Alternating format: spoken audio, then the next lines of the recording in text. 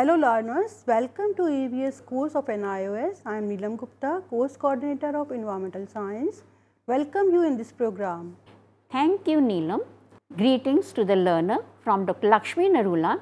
I am retired associate professor from SGTB Khalsa College, University of Delhi. Presently, I am teaching in PDM University as associate professor and head of the life sciences. Today, I am going to discuss with you ecosystem. Earth is perhaps the only planet in the solar system that supports life.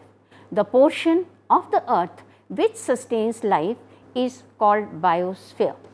If we look from a distance on the earth, the different color patches represent the large ecosystems or the biomes. Biomes are a suitable habitat for the different types of organisms due to the different physical conditions. Each biome is divided into many distinct functional units called ecosystems. Ecosystem is a self-sustaining functional unit to study the nature of ecology of the biosphere. The term ecosystem was coined by A.G. Tansley in 1935. It encompasses the complex interaction between the biotic and the abiotic components. After learning this lesson, the learner shall be able to understand the concept and the components of the ecosystem, natural and human modified ecosystem, food chain and food web, energy flow through the terrestrial and aquatic ecosystem, ecological pyramids and ecological efficiencies, growth of an ecosystem, homeostasis and ecosystem balance. The major ecosystems of the biosphere are of two types, terrestrial and aquatic. The terrestrial ecosystems are forests of different types like temperate and tropical forests or boreal forests, deserts, grasslands, tundra. Aquatic biomes are freshwater, estuaries and marine. Biosphere as well as biomes are huge and cannot be studied as a single entity. Therefore, we can study the ecological interactions in a small pond ecosystem. This is an example of a pond ecosystem showing its various components. The components of an ecosystem can be divided into two abiotic components and biotic components. The abiotic components, physical and climatic factors, soil, inorganic and organic. The biotic components are producers, consumers and decomposers. Sun, source of heat and light. Sun is the main source of heat and light energy which are most important for life on the planet Earth. It controls all the physical and chemical factors on the Earth. This picture is showing a rainfall in the natural system and it is also called as precipitation. Precipitation is the result of condensation of atmospheric water vapors that on saturation fall on the surface of earth under gravity. Moisture is lifted or forced to rise over a layer of sub-freezing air above the surface, may be condensed into the clouds and rain. The main forms of precipitation are drizzling, rain, sleet, snow and hail. Soil is an important component of the ecosystem. The various horizons of the soil are O, A, E, B, C and R as shown in this picture. The O or the organic matter layer is undecomposed litter layer of plant residues. A, the surface soil. It is a layer of mineral soil with most organic matter accumulation and organisms. E is a lighter colored subsurface soil. Horizon is apparent at the base of A horizon when elevation is pronounced. B, subsoil is a layer that accumulates iron, clay, aluminium and organic compounds by the process of elevation. C, the parent rock layer of the large unbroken rock with more soluble components. R is the bedrock. Horizon denote the layer of partially weathered bedrock at the base of the soil profile. Unlike above layers, our horizon is largely comprising of continuous mass of the rock. The biotic components of an ecosystem are the producers, consumers and decomposers. Now, what are producers? All the green plants that manufacture food for the entire ecosystem by the process of photosynthesis in the presence of sunlight are the producers. They are also called as autotrophs. In an aquatic ecosystem, they are the phytoplanktons, rooted plants, and on the terrestrial ecosystem, these are the grasses and in the grassland and forest and trees in the forest ecosystem. The producers or the autotrophs make the food for the consumers. In an aquatic ecosystem, the main consumers are zooplanktons depending on the herbivores. These are like paramecium, amoeba, aurelia and daphnia, etc. Now, on the terrestrial ecosystem, the primary consumers are the herbivorous animals such as zebra, sheep, rabbit and grasshoppers.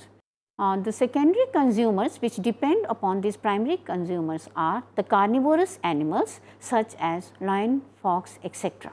The most important components which are biotic in nature are the decomposers.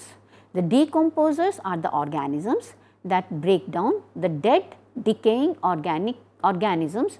In doing so, they carry out the natural processes of decomposition.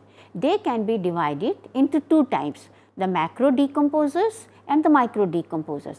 The macro decomposers are earthworm, which is a detrivorous feeder, and they feed upon the soil containing the dead remains of plants and animals. They break them down into the fine particles and use them as a source of energy. The micro consumers are bacteria and fungi that convert them finally into the soil nutrients.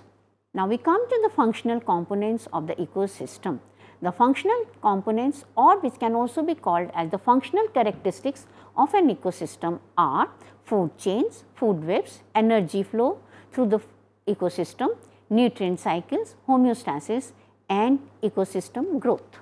Now, this is an example of a food chain. What is a food chain now? Transfer of food energy from the producer plants through the series of organisms with repeated eating and being eaten is known as a food chain.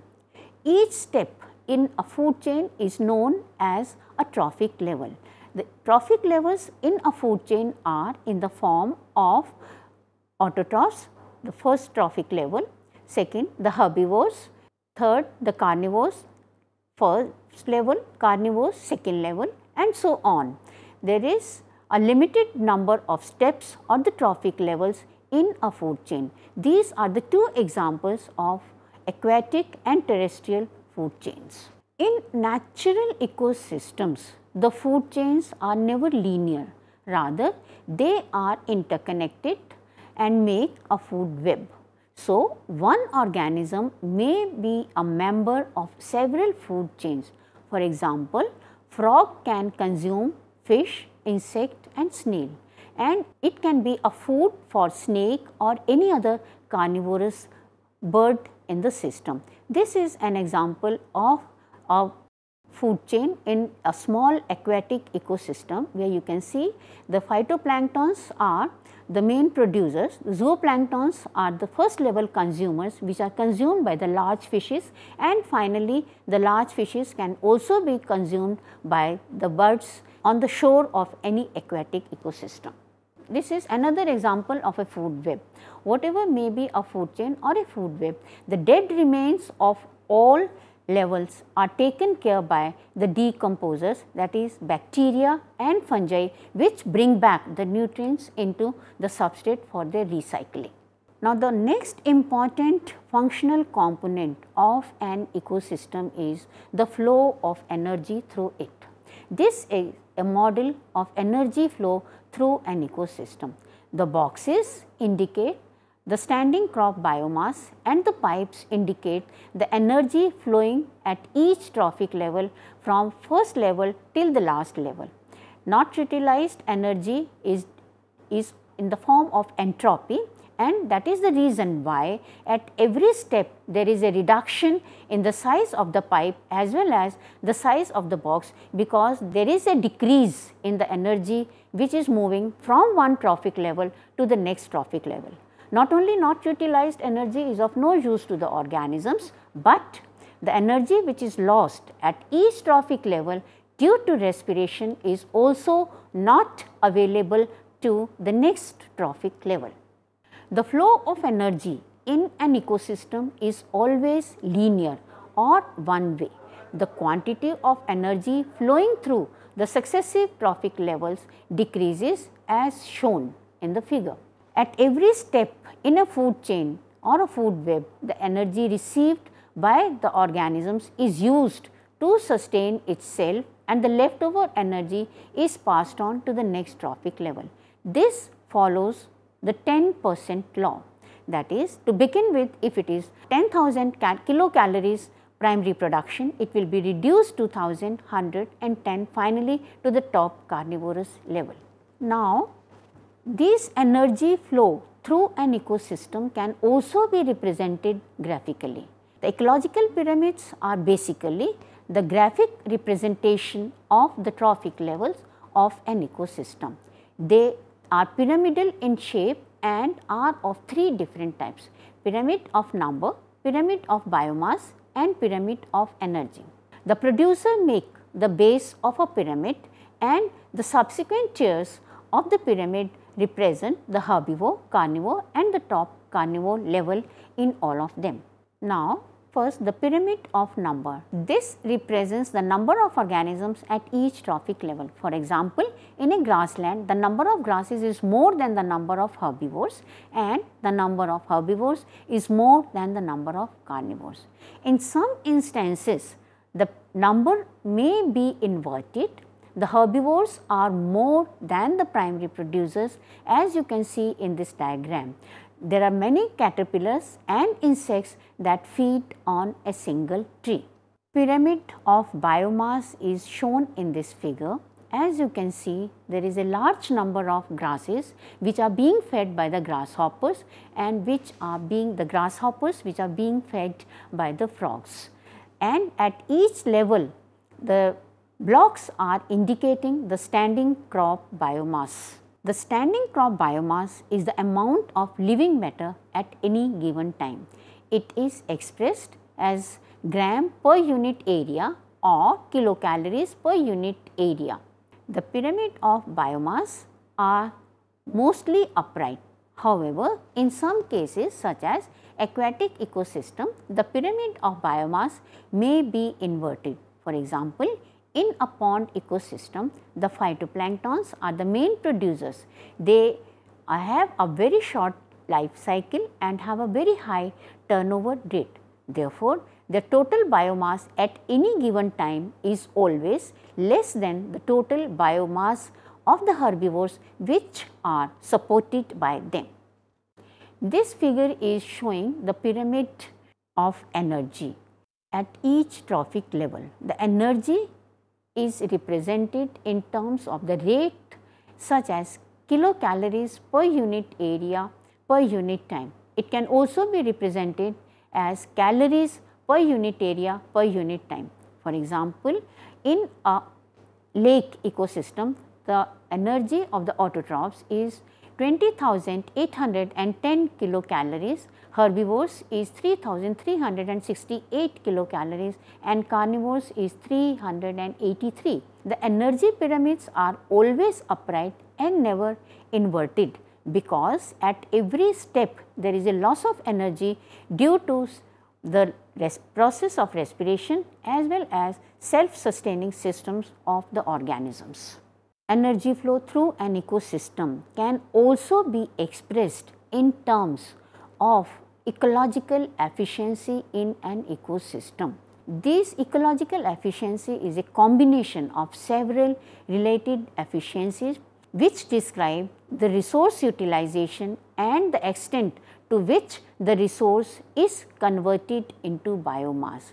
They are basically the ratios of the input at any trophic level to the output which is transferred to the next trophic level by it. For example, assimilation efficiency is the amount of assimilation divided by the amount of food ingested by the organisms at a particular trophic level. Net production efficiency is the amount of consumer production divided by the amount of assimilation at the producer level. The formula for the ecological efficiency is efficiency divided by ingestion into 100, that is known as the assimilation efficiency. Net production efficiency is given as production at n level divided by the assimilation at n level. Till now we have studied about the energy flow and the food through the various trophic levels. Now in nature all biosphere have input of energy, whereas the nutrients in an ecosystem or in the biosphere are limited. There are more than 40 elements required for the various life processes by the plants and animals. The entire earth or the biosphere is a closed system with respect to the nutrients, and neither they are imported nor they are exported from it. In the ecosystem, the flow of nutrients is cyclical. This is because the nutrient cycle from the dead remains of the organisms are released back into the soil by the detrivores and decomposers, which are absorbed again by the plants and reutilized for the synthesis of food. The recycling of the nutrients is called biogeochemical cycle or the nutrient cycle. There are two main components of the biogeochemical cycle. One, the reservoir pool, which is the atmosphere or the rock that stores the large amount of the nutrient, and the second is the cycling pool or the compartment of cycles. They are relatively short storage, for example, carbon in the form of plants and animals. This is an example of a nitrogen cycle. You can see in the figure that we have a large amount of nitrogen in the ecosystem, in the atmosphere, that is 79% of the atmosphere air is made of nitrogen. But this nitrogen cannot be utilized by the organisms directly. There are 5 different steps involved in the process of nitrogen cycle in the biosphere. The first step in the nitrogen cycle is fixation. The atmospheric nitrogen must be fixed in a usable form to be taken by the plants. It can be done by lightning, by industrial or the symbiotic bacteria. The second step is nitrification. It is the process by which the ammonia is converted into nitrates and nitrates by large number of bacteria. Third step is assimilation. In this process, the nitrogen fixed by the plants is converted into organic molecules such as proteins, DNA, RNA that make the plant or the animal tissue. The fourth step is ammonification, that is the nitrogenous waste products of the living organisms such as urea and uric acid and the dead remains of the organisms are converted back into the inorganic ammonia by the ammonifying bacteria. This process is known as ammonification. The last step is denitrification, that is the conversion of nitrates back into the gaseous nitrogen. Denitrifying bacteria live deep in the soil near the water table in the oxygen free medium. Pseudomonas and Clostridium are the denitrifying bacteria. This is a figure showing carbon cycle. The main steps of the carbon cycle are photosynthesis. In the presence of sunlight, the atmospheric carbon dioxide, which is inorganic carbon, is converted into the organic carbon in the form of food. This food, which is produced by the autotrophs, is transformed into the living organisms biomass and is being utilized and metabolized by them to release energy and carbon dioxide. The third step includes decomposition. After the death and decay of the living organisms, the organic matter in the plants and the animals is completely decomposed and the carbon dioxide is released back into the atmosphere. The fourth step, which is cycling the carbon in the atmosphere, is combustion, burning of biomass in the form of coal and other products it releases carbon dioxide back into the atmosphere. It has a very high impact on the human body, and the excess of carbon dioxide which is leading to the global warming is a big issue of the day today. This is the figure showing cycling of the water in nature. The main components of the water cycle in the nature are, that is, the nature water cycle moves the water around the world through the process of evaporation, condensation and precipitation. Evaporation is the transformation of water from the liquid phase into the solid phase. Solar radiations are important in the process of evaporation. The major amount of evaporation takes place over the oceans. The second step in the process of water cycle is condensation. The transformation of water vapors droplet in the air, creating the clouds and fogs, is the condensation process. The third is the precipitation, and the condensed water vapors that fall on the earth's surface due to the gravitational force. They are in the form of rainfall, drizzling or hail or fog, etc. Ecosystems are balanced in nature, and that is why they are called as self-sustaining systems, and they are representing a unit because they can be considered as a closed system. If in a small ecosystem which is self-sustaining, the number of producers, or for example in a pond, the phytoplanktons increase in number, obviously there will be a deficiency of nutrients. This increased number of phytoplanktons will lead to an increase in the number of zooplanktons, or the first level consumers. These zooplanktons, when consumed in large numbers, so their population will increase. When their population increases, that leads to an increase in the number of fishes which are feeding on them and the other second and third level carnivorous animals. By and large, when the number of these organisms is increasing, the food is insufficient for them. Therefore, all the phytoplanktons will be reduced in number. When their number is reduced stepwise, there is a reduction in the number of zooplanktons and the primary, secondary carnivorous organisms in the pond. As a result, there is revival of the nutrients in the ecosystem, and the regrowth of the phytoplanktons begins in it. The most important functional aspect of an ecosystem is that they are all dynamic.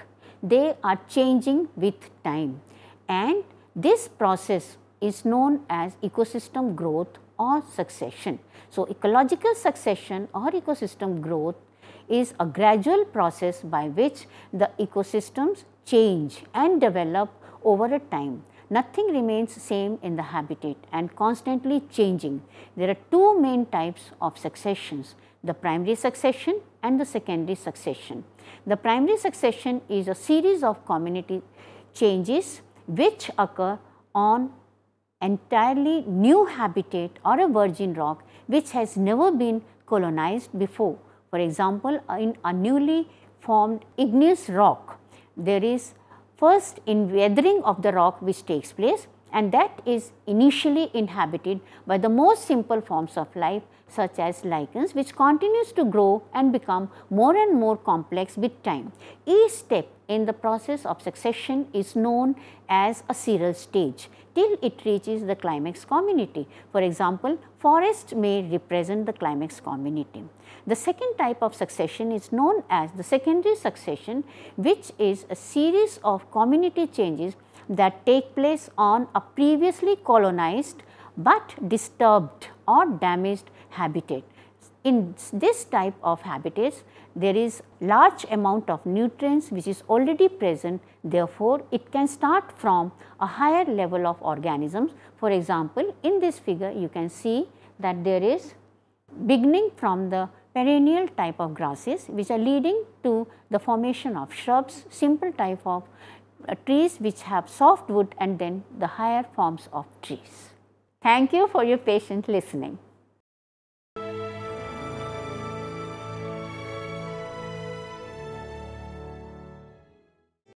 Hindustan के हर कोने में नौजवानों के पास प्रतिभा है, उन्हें अवसर चाहिए। NIOS देता रहा है युवाओं को अवसर आगे बढ़ने का। NIOS से पढ़ने वाले इन युवाओं ने किया है संस्थान को गौरवान्वित। दिव्यांगों ने बन के दिखाया है सबल और आत्मनिर्भर। NIOS के साथ आप भी जुड़िए NIOS के संग।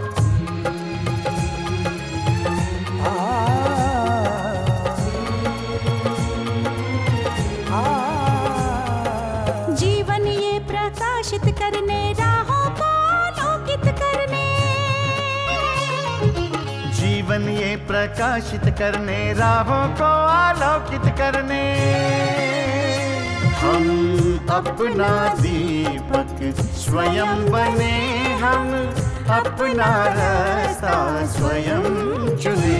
हम अपना दीपक स्वयं बने, हम अपना रास्ता स्वयं चुने। जीवन ये प्रकाशित करने, राहों को आलोकित करने।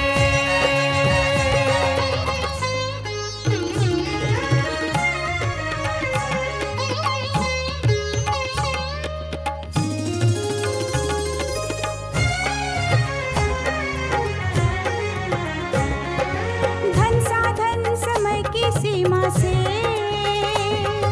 विद्यालय जो मुक्त हो, धन साधन समय की सीमा से विद्यालय जो मुक्त हो। कभी पढ़े हम कहीं पढ़े, वे विषय की लोच से युक्त हो। कभी पढ़े हम कहीं पढ़े, वे विषय की लोच से युक्त हो। मित्रों हम उठे और जागे, मंजिल आने की ध्वनि सुने।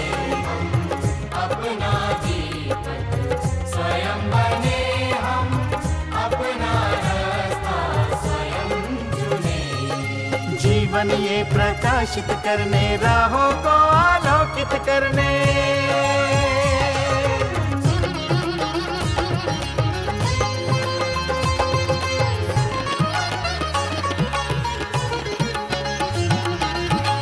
राष्ट्रीय मुक्त विद्यालय का है द्वार खुला सबकी खातिर। शिक्षा परीक्षा का अवसर एक बार ही क्यों मिलता फिर।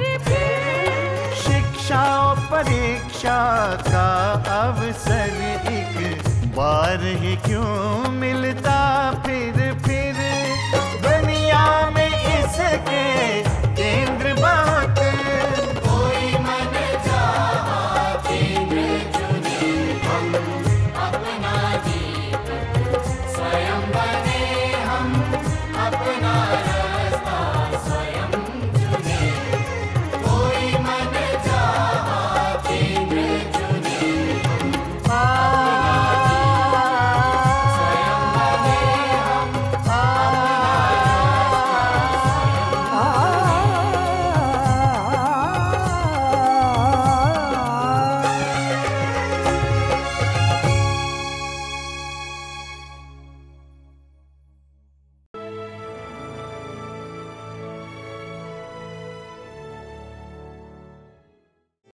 हिंदुस्तान के हर कोने में नौजवानों के पास प्रतिभा है, उन्हें अवसर चाहिए। NIOS देता रहा है युवाओं को अवसर आगे बढ़ने का। NIOS से पढ़ने वाले इन युवाओं ने किया है संस्थान को गौरवान्वित। दिव्यांगों ने बन के दिखाया है सबल और आत्मनिर्भर। NIOS के साथ आप भी जुड़िए NIOS के संग।